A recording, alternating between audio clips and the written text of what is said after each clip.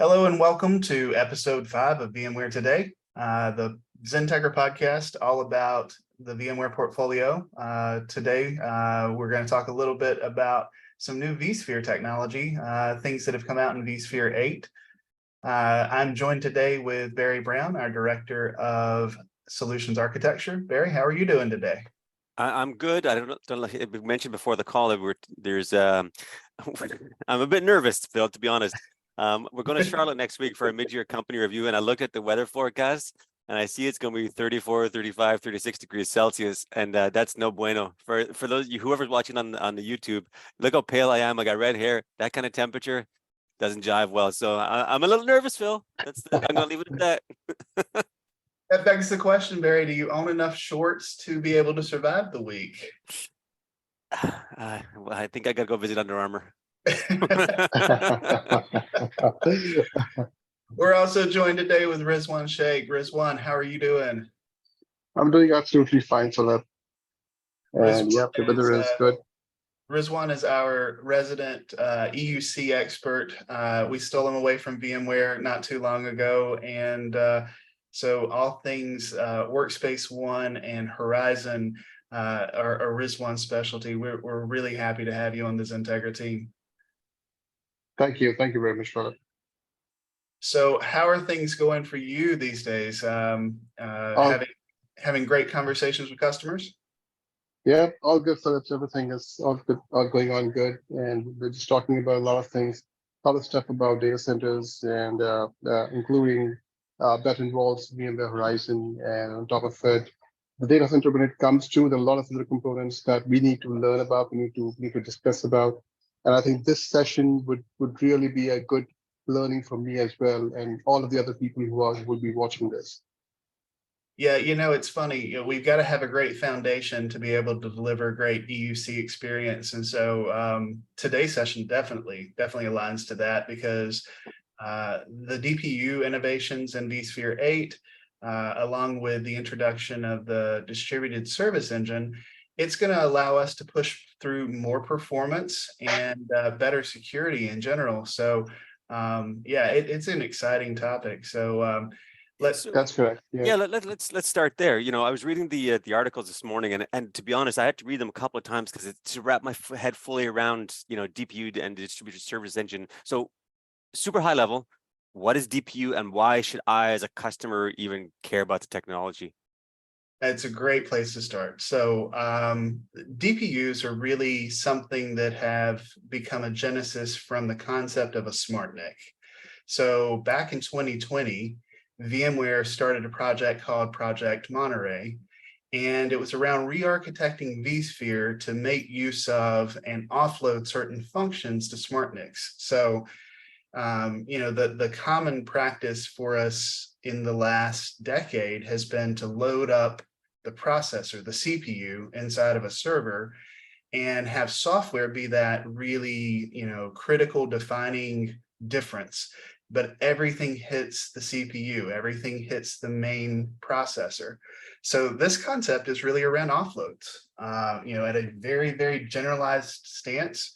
We've been doing this for a while with the NIC technology, trying to offload certain functions, certain encapsulations to a NIC device, and then that has moved from very purpose-built NICs to this concept of a smart NIC, which is more general purpose, and you can reprogram it and you can run software on it to allow us to offload other types of software to that location away from the CPU, saving the CPU for actual workload. Well, I guess a follow-on question to that, my mind obviously goes to the raw horsepower that's available in CPUs today. And Moore's law, everything gets faster, everything gets quicker, everything gets smaller. Is there really a need to offload from the CPU today, where they're so powerful, or is this strictly an optimization type of play? So I would attack it two ways. The first would be, yes, there's certainly performance gains to be had by offloading from the CPU. So that's the first way to look at it. The second is just like we do today with GPUs, where it's better at certain types of Right, processing, right. certain types of activities. The DPU is going to also be better at certain types of processing. And so we can regenerate certain functions to move there. And then again, save that CPU overhead for the actual workloads. I think about databases a lot when Okay. I'm thinking this concept, because what's going to drink the most CPU, and obviously Oracle and SQL Server. Those are the two main applications that come to mind. And a lot of database administrators have fought back on infrastructure folks like me, going, I don't want to virtualize it because of the overhead. We need to keep it physical. We need to, but there's tons of benefits that can be had by virtualizing it. And this is another way of eliminating that incremental overhead inside of the processor, and move that to another location. The third thing I'll throw in is one that's unrelated, and it's security. So if we move some of these functions out of the CPU and move it into its own domain, we can also increase security by re-architecting and moving those functions to the side. So that's another concern that we can address as we go through this. Okay. Just I'm being an ex-gamer back in my youth, and I remember these NICs came out, I guess it was probably early 2000 from Barefoot Networks. Do you remember those guys? That's a name I haven't heard. Well, I don't know if it was marketing gimmick or what, but I was all in, way back when. Essentially what they did was the spiel was they would prioritize gaming packets. So they would go out the network first, whether it was BS or not, I don't know. But this sounds like it's certainly the next generation of the prioritization of packets. Obviously, much more than that. It's much more integrated. But other than kind of databases, what do you think is the optimal use case for DPUs going forward? So one clear one for me is going to be the networking stack. So, as I said, DPUs kind of evolved out of this concept of the smart NIC.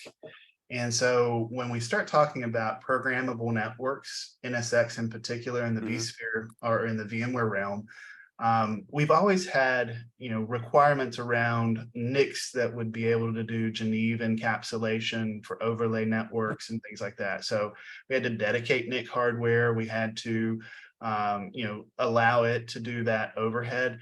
And that was a benefit to us because we were able to offload those functions to a card that was purpose built for those functions. With smart NICs, it's less purpose built, but it's more multi-purpose. And so it can do more functions than just the networking stack. But NSX is a great other use case where the distributed services engine, or excuse me, the DPU is going to come into place. So I do want to talk a little bit about how VMware has chosen to implement this in software.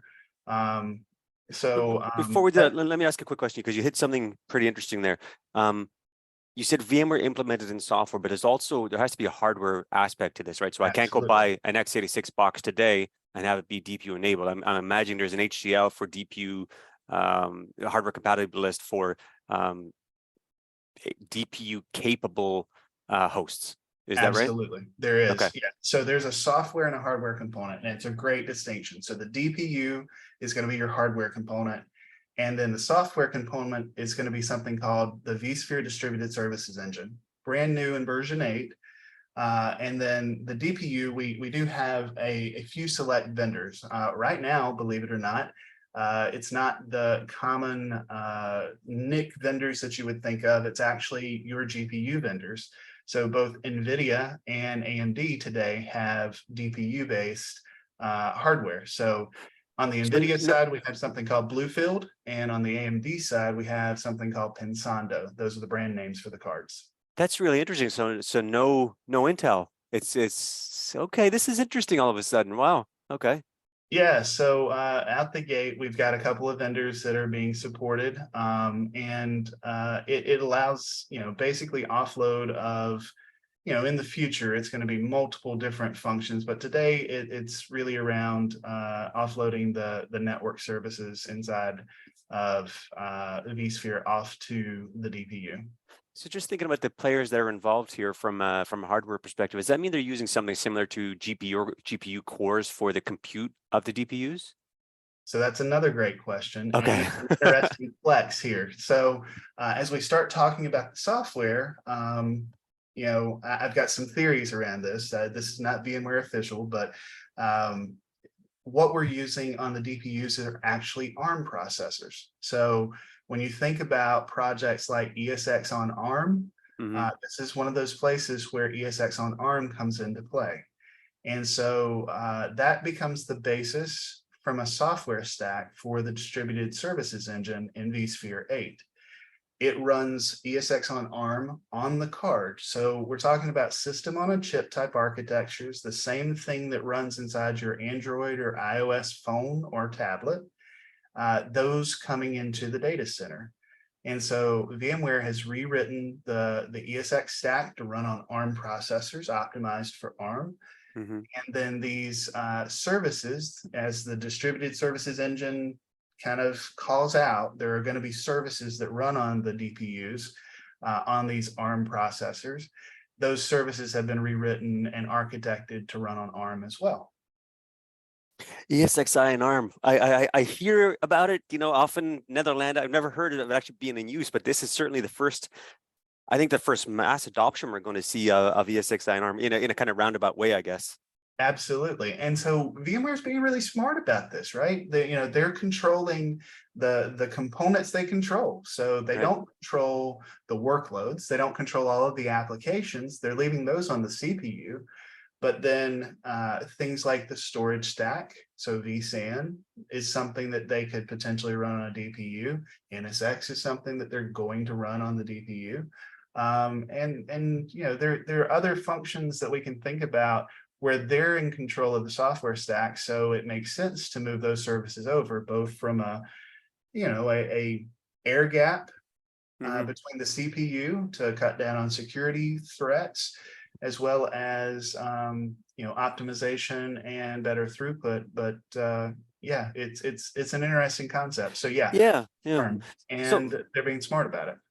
So me going back to my previous role as a director of technology, one of the first questions I would ask VMware about this functionality is, how much compute can I save by implementing DPUs? Is that a published number by VMware, or does it obviously depend on workload?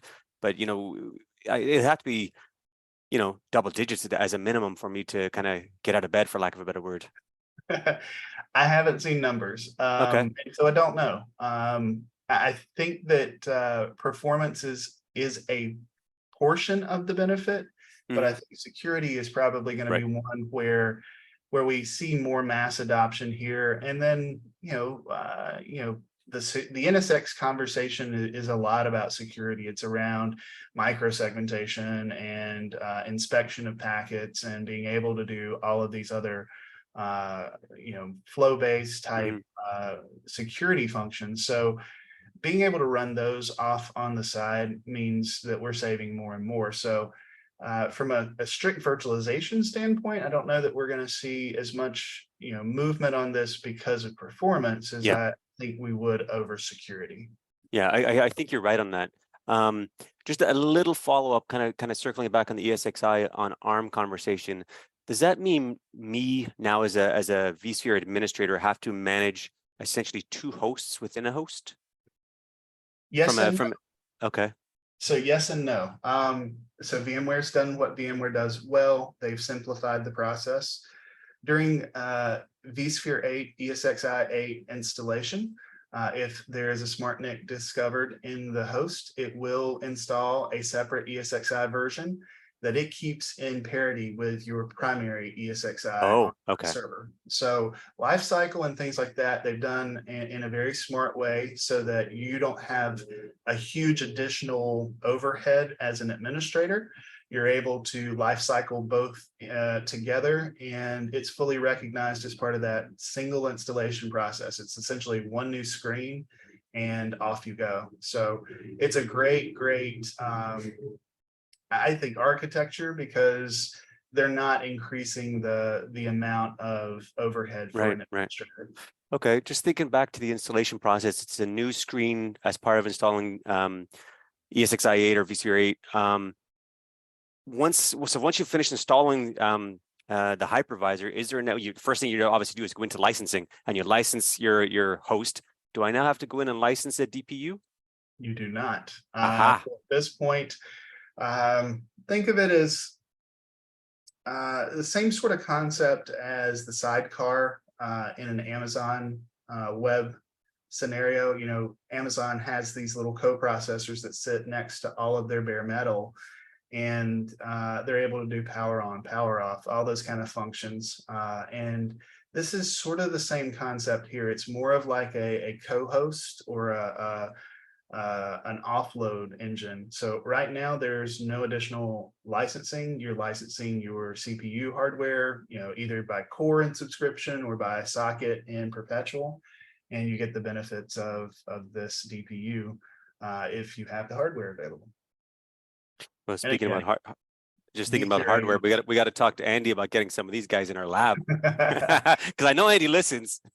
Absolutely, yeah. This is new stuff. So yeah, we definitely want to be trying this out and be ahead of it as our customers are starting to think about this. You know, today we're talking about just NSX on DPUs, but in the future they're talking about vSAN. They're talking about being able to offload some additional functions over to the side. So it's one of those things. Today we're starting out with one ability and capability, and then moving towards more in the VMware stack as we move forward. Yeah, just thinking about how new this technology is and how potentially game-changing it could be. And like you say, it's kind of it's focused on a subsystem within, you know, the whole ecosystem now. And with Explorer 2 months away, a month and a half away, I wonder if we're going to be hearing some major announcements coming out of VMware about new capabilities for DPUs. Because when I was coming back from Nashville from the IGEL conference, I ended up speaking with a fellow VExpert, a Canadian guy, and he's all in on DPUs. He says it's going to be the absolute game changer going forward for VMware. Period. And just curious about you and Rizwan thoughts on that. Does it have the potential to be that kind of game changing technology? Yeah, Barry. I mean, that's already there. Already there. I mean, if you have such kind of technology, will definitely be a game changer for everybody, including when we talk about end user computing as well. The processing speed really matters a lot on a VDI segment as well. So that's something that's going to be really a game changer for us. And I share that sentiment. I mean, this to me is just another capability where we're getting better performance and better offloading and increasing security as we move forward. So, you know, allowing the CPU, the multi-purpose processor, if you will, to do what it's best at, and then moving some of these other functions to another location, you know, it frees up that hypervisor to do more, you know, Hypervisor stuff. Yeah, exactly. It's scheduling the workloads and focusing just on that, while another processor is assisting on the other things.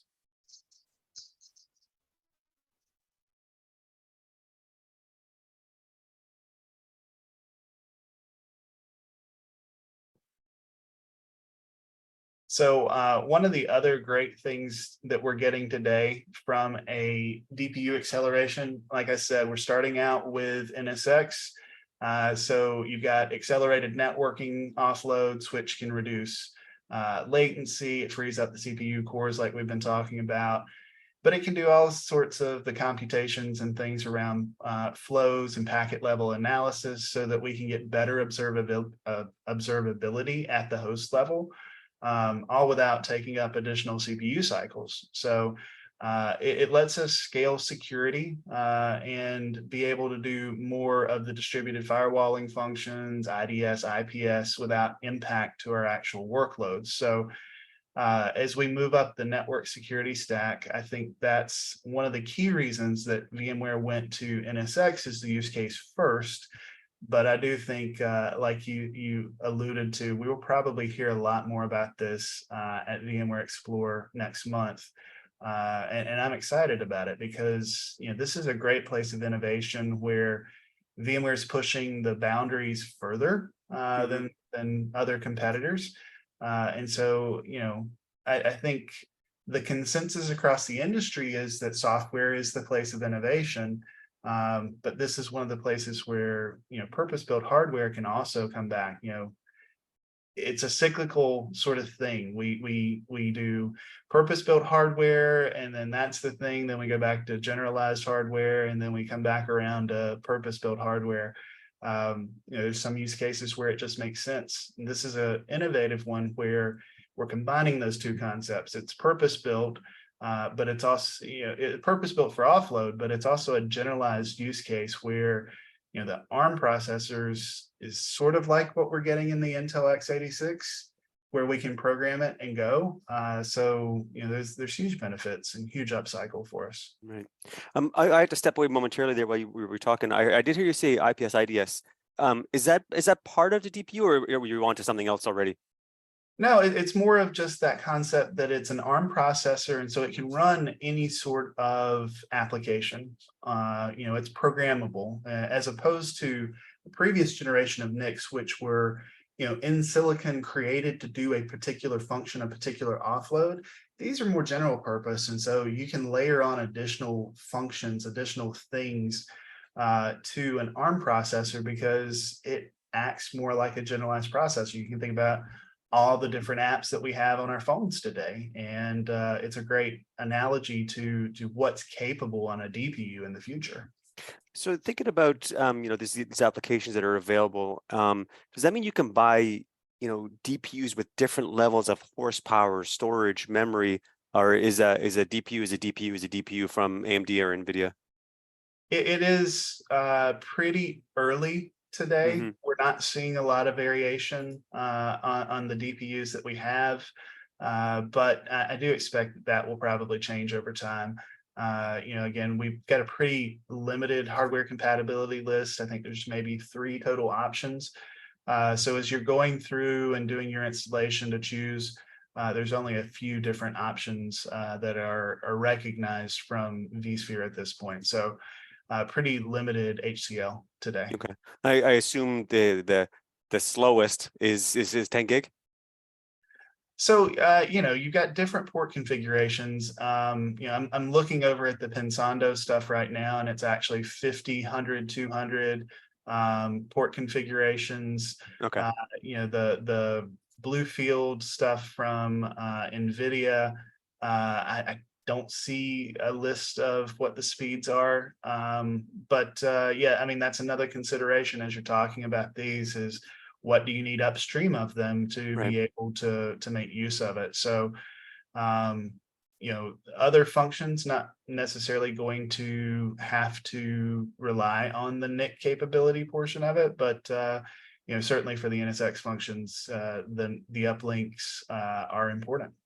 Yeah, well, like you say, super early days. vSphere 8's been out just months, not even a year yet. And with this new technology, you got to get the hardware vendors on board and to design, manufacture, and produce a piece of hardware.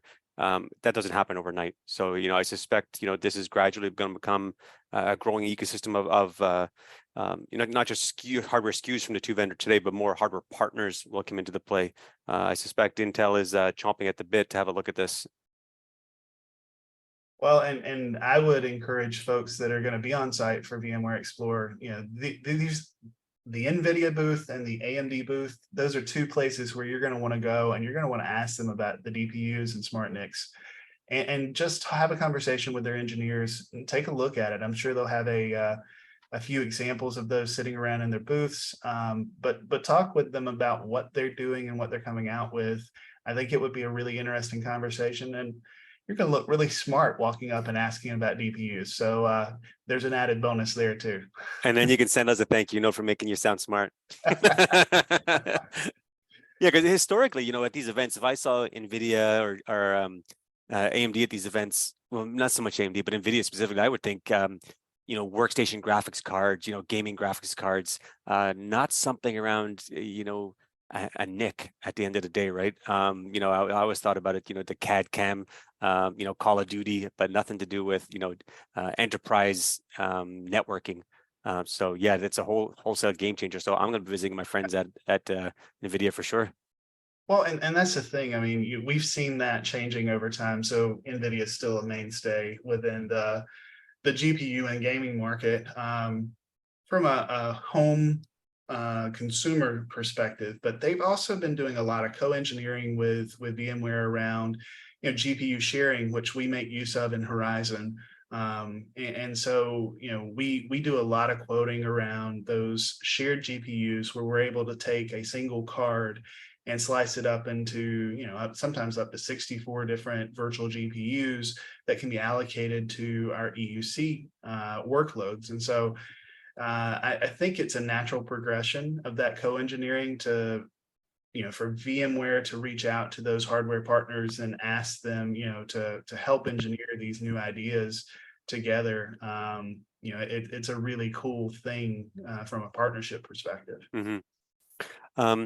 So Rizwan, I've kind of monopolized Phil's time a fair bit here. I've been jumping in because Phil and I have a bit of a routine going almost for these podcasts. So feel free to chime in and ask any questions of Phil you may want, because we got to take advantage of Mr. Big Brain here. Well, I think special actually we're very. It's quite interesting to know a lot of things on the DPU side. But the other aspects, what I predominantly look at here is, and this is the question which is normally asked by a lot of my customers as well. And what I can see here from the blog is we also have something to do on zero trust as well on DPU. So can you just let us know what exactly we do on zero trust as well? Yeah, so the zero trust concept, I mean, just to quickly explain it, is basically you rethink your network to a point that you trust no one or no thing until it proves that it is trustworthy. That is the entire concept of zero trust. And so from a DPU perspective, we can do accelerations and things for those zero trust solutions.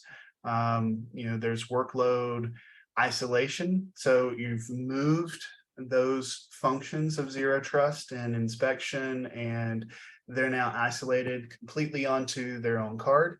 And then you've given it additional overhead for any of those functions. So again, as we start talking about moving up the security stack, we're able to take those functions that work fine on a processor, but offload those to a purpose-built processor where we can save the CPU for actual workload and be able to continue to move up the stack by doing additional policy-based automations, inspections, containerizations.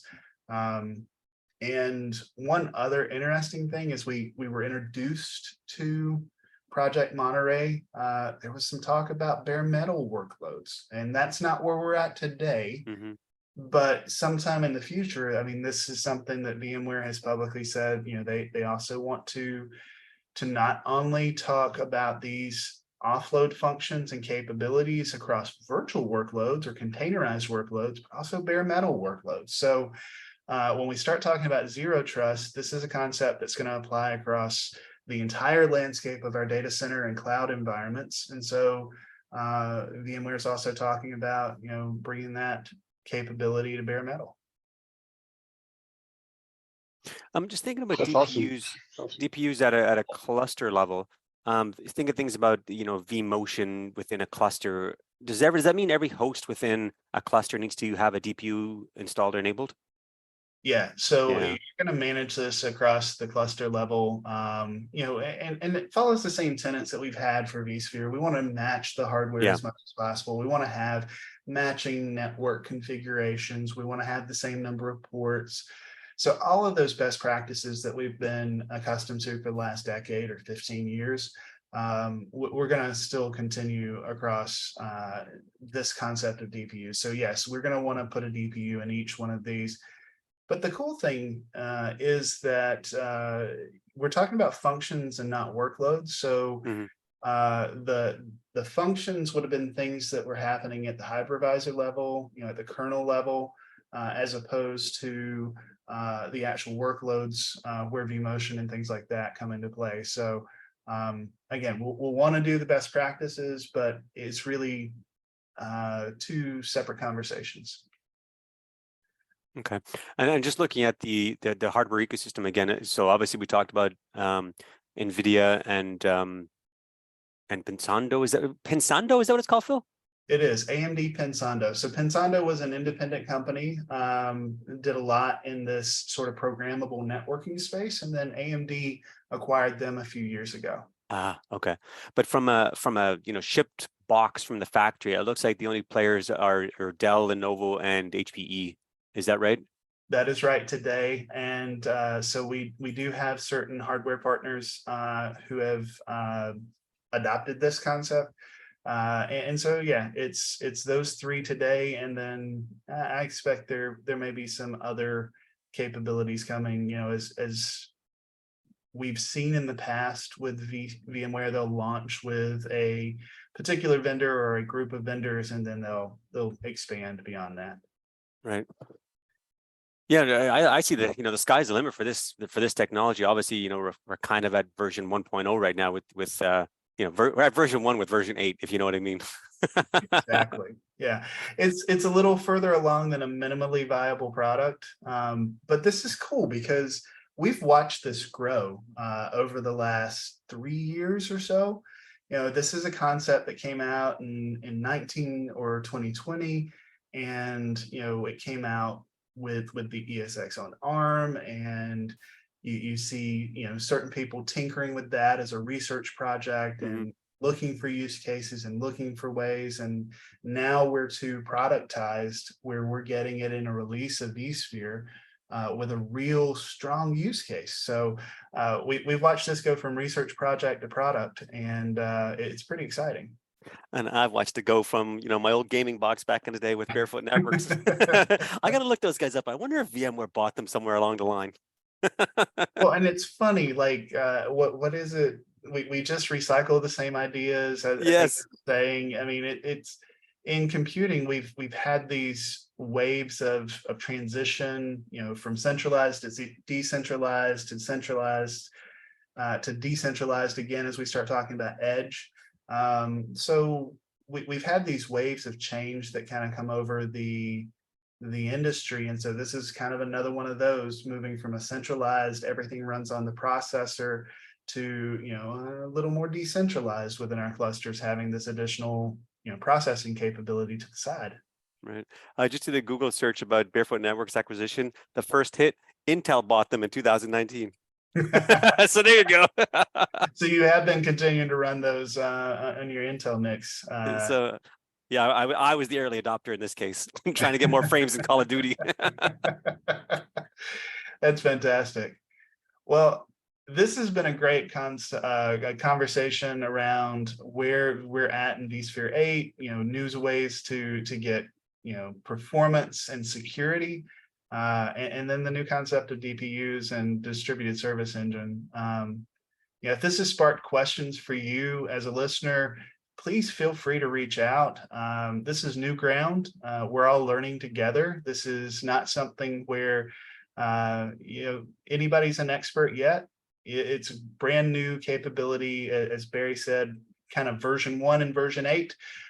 So we're excited about it. And if you've got a use case as a customer, we'd love to talk with you more about it. Places where you can see NSX offload as a huge capability, let's get a conversation together. So feel free to reach out to us, and we'd love to have that conversation with you. Absolutely. So key takeaways, Barry, what are your thoughts after we've kind of talked through all of this? I really want to get my mitts on one of these things, or I shouldn't say one of these things, a machine with with a DPU enabled, installed, and put it through its paces in our lab to see, exactly what kind of we can generate, that percentage of offload that we were talking about earlier in the conversation. I'd love to see, some white papers published by VMware, Intel, AMD, whoever's playing in that ecosystem today, just to tell that story a little bit as to why should I really look at DPUs in terms of when I'm coming up, one for hardware refresh or a potential upgrade to vSphere 8. Yeah, absolutely. And again, the partners today, it's all based on a pre-installed DPU. So, very, very limited HCL and things like that. So it is something to think about during your refresh cycles for sure. And that's actually to your point, Phil. That's why you'd bring in a partner like XenTegra. We can help you, navigate the muddy waters that is the small HCL for these DPU enabled hosts. Absolutely. Rizwan, Yeah. what was your key takeaway And today? I absolutely concur with Barry. And in addition to that, I would say I think we should also have some kind of white paper, some kind of notes on security aspects as well, because most of the customers, like banking for that matter, would definitely look at security aspect of it, and they're pretty much interested to know how we can achieve the ideal zero trust conditions across on our distributed services engine. Absolutely. Yeah, I think the security I can't speak today. The security implications The heat's getting to you, Phil. It is. The security implications is huge. And I that's a space that I constantly watch, but it is something where I think we're going to gain a ton of capabilities here because of just having the additional horsepower to be able to do this closer to the workload. Yeah. Yeah, on that note, I think we should wrap this up, but I do want to do a bit of housekeeping here is, what the kids on YouTube say, don't forget to click like and subscribe, do all that stuff for the podcast, like it on Spotify, give us a rating, help us spread the word a little bit about the podcast, about the VMware knowledge that we put out there week after week. Anything you can do to kind of spread the word would be appreciated. Yeah, and like the old game show said, phone a friend, tell someone about it. Yeah, you're showing your age now, Phil. Holy smokes. Well, we appreciate everybody tuning in and listening to this episode. This is, again, VMware Today from XenTegra. On behalf of Barry and Rizwan, I want to say thanks for listening, and we will see you next time. Thanks everyone. Thank you. Thank you very much, Philip. Thank you, Barry.